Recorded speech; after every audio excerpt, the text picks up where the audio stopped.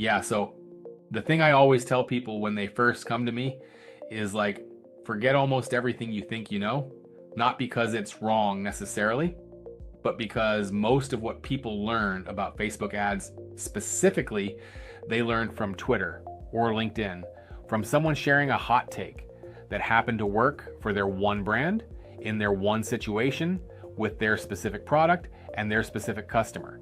And now it's being applied everywhere like it's gospel. And that's just not how this works. The reason I feel qualified to say that is because I've had access to a lot of accounts. A lot. We're talking hundreds of accounts over many years, spending collectively hundreds of millions of dollars. And what you learn from that, what you start to see, is patterns, real ones. Not like, oh, this angle worked for a supplement brand, so it'll work for everyone. But like, here are the actual things that seem to matter across all of them. And here are the things that people do obsessively that do almost nothing. So when someone asks me, like, what's the biggest mistake you see people make? The honest answer is that they're paying attention to the wrong things. Like, deeply, fundamentally paying attention to the wrong things. And I'll give you a really concrete example.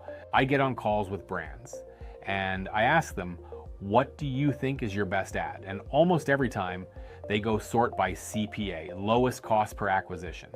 And they come back and they're like, this one, this is the winner. And I look at it and I think, is it though? Because what you just found is the ad that Meta found the easiest to get cheap conversions on. And cheap conversions from your warmest audiences, the people who are basically already going to buy, those aren't the same thing as your best ad. Your best ad is the one that can spend, the one that can scale, the one that can find new people and bring them in. And those ads almost never have the lowest CPA, almost never. And that's a concept called the breakdown effect. And it's something I talk about a lot because I think it's one of the most important things to understand if you want to actually grow on this platform. The system is not optimizing each ad individually to give it the best possible metrics. It's optimizing your whole account to get you as many of your goal as it can, as efficiently as it can overall. So it might spend a ton on an ad that has a somewhat high CPA because that ad is doing something important for the ecosystem. Maybe it's finding cold audiences that another ad then closes. Maybe it's reaching a demographic that nothing else was reaching. You don't know. You can't know, and the mistake is looking at that ad's individual numbers and saying, this is bad, turning it off. That's actually the thing I tell people to do first when they come to me. Go look at every ad you've turned off in the last year, year and a half.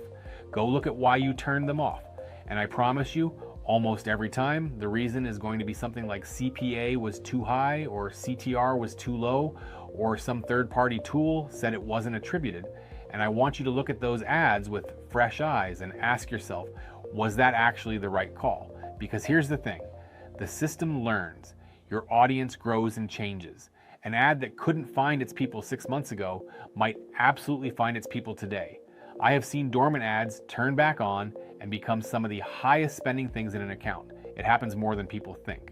So before you do anything else, go find your graveyard, go look at what you've been burying. And then the other thing is, when an ad you have running starts to perform badly, the instinct is to turn it off immediately. Like, yesterday was a bad day, boom, off. And that is such an aggressive move. You have no idea what caused yesterday to be bad. Did something change on your landing page? Did your price change? Did your sale end? Did a negative comment get a ton of engagement and now it's sitting right under your ad, stopping people from clicking? Any of those things could explain one bad day. And if you just go in and start pausing stuff based on one day, you're making decisions off noise. What I tell people to do instead is go open the ad on your phone. Look at it like a real person. Scroll to it in your actual feed if you can. Look at the comments. Look at the landing page. Click the link. Does it still work? Is the content still accurate? Is there something obviously broken? And most of the time there's something. It's rarely just random. It's rarely for no reason. And if you can't find anything, give it a few more days before you make a move. This is not a game of hours or even days. It's a game of weeks and months and quarters. Now, I want to talk about creative for a minute because this is really where I spend most of my time, and I think it's where most of the leverage is. Like, the biggest gains people can find are almost always in their creative, not in their campaign structure, not in their bidding strategy, in the actual ad itself. And the first thing I want to challenge people on is this idea of what makes a good ad. Because most people, when they think about making a good ad, they think about production value. They think about polished video and brand colors and professional voiceover. And those things might make the marketing team feel good. They do not make people buy. What makes people stop scrolling and actually pay attention is relevance. Does this feel like it's for me? In the first half second, in the first frame, before anyone has even heard a word, does this person think this is for them? And that is a completely different question than does this look professional? And the reason the ugly ads, and I say ugly with affection, the reason they work is because people see thousands of ads a day, thousands.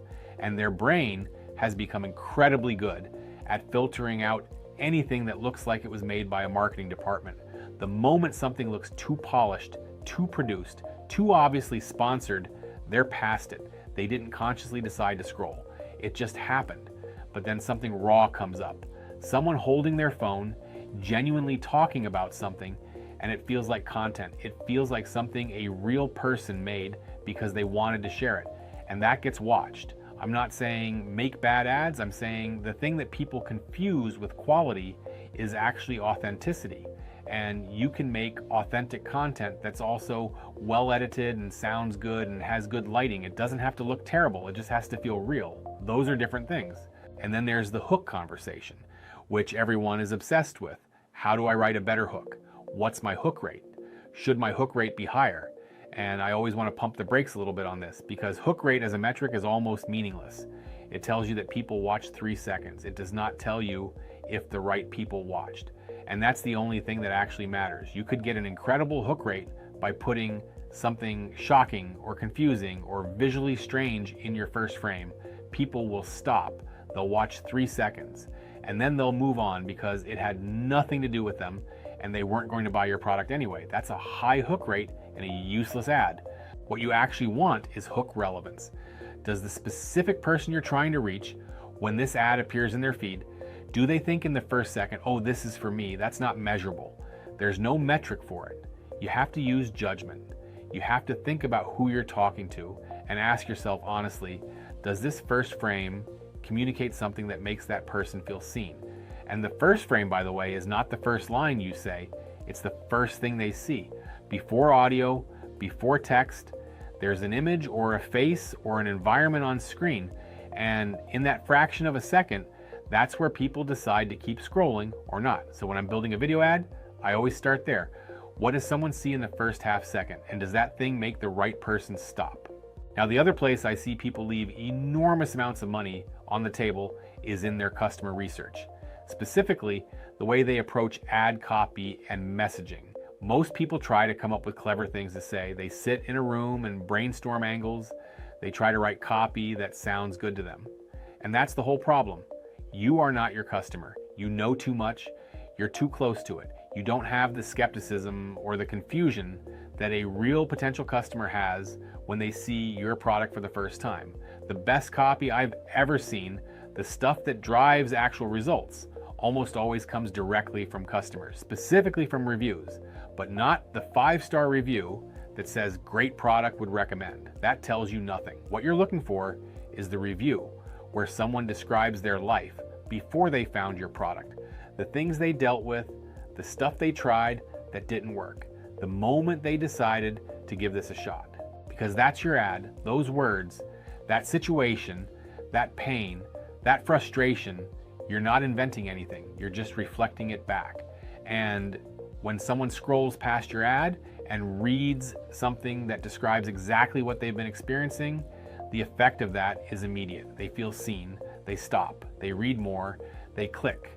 And the thing that people don't do that I think is almost as valuable is reading their ad comments, not to manage PR, not to respond to complaints, to mine them for data, because your reviews tell you why people bought, but your comments tell you why people almost didn't. They're the questions that were standing between a potential customer and your checkout page. Someone asking if it comes in a different size, someone asking if it works for a specific situation, someone confused about what the product actually does. Every one of those is a signal. Either address it in the ad or address it on the landing page. Remove the friction. because for every person who types that question, there are 50 more who had the same thought and just kept scrolling. I also want to talk about retargeting for a second, because this is one I push back on hard, and I know it's controversial. Manual retargeting campaigns, separate retargeting campaigns that you set up and manage yourself, I think they do more harm than good for most accounts. And here's why. When someone comes to your site from a prospecting ad and then later converts through your retargeting campaign, that conversion gets credited to retargeting. Your prospecting campaign, the one that actually found that person, gets nothing. No signal, no optimization data. So now you have a campaign that did the real work of introducing that person to your brand, and it's being starved of the data it needs to find more people like them. And then you look at your dashboard and your retargeting campaign looks incredible, and your prospecting campaigns look like they're struggling. And you start allocating more budget to retargeting, which is basically allocating more budget to advertising to people who were probably going to buy from you anyway.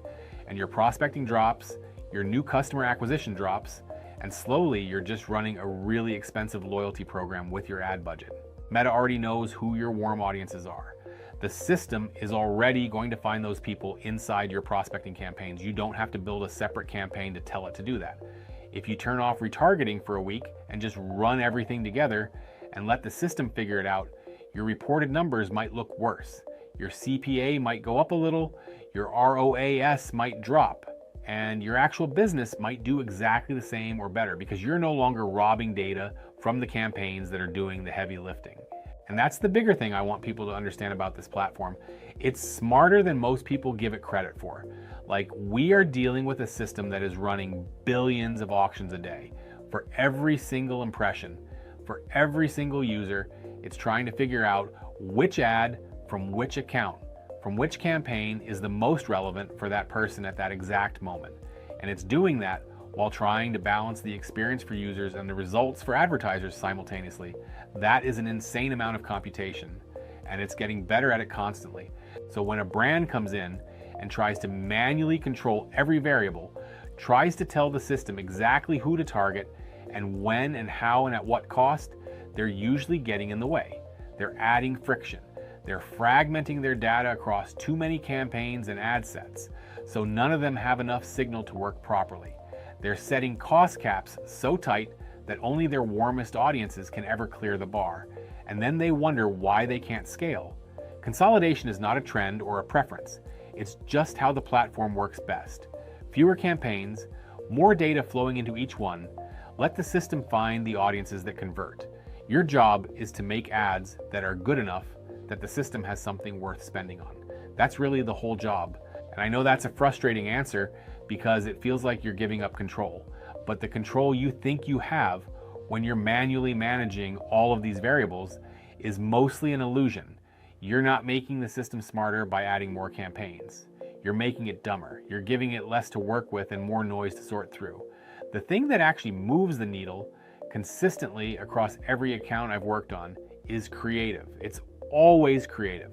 Make more ads, test more concepts, figure out what the right message is for the right person, and then let the system do what it's good at, which is finding those people and getting your ad in front of them at the right time.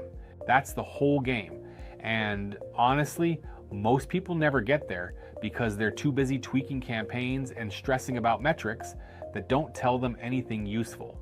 Start with the customer. Start with what they actually feel and say and struggle with. Build from that. Test it fast and cheap before you invest in making it polished. Let the losers fail quickly and the winners scale. And trust that the system is going to figure out the rest if you give it enough good material to work with. That's it. That's really what I've been doing for years, and it's what I try to teach. It sounds simple when I say it like that. It is not simple to actually do, but it is simple to understand, and I think that's where you have to start.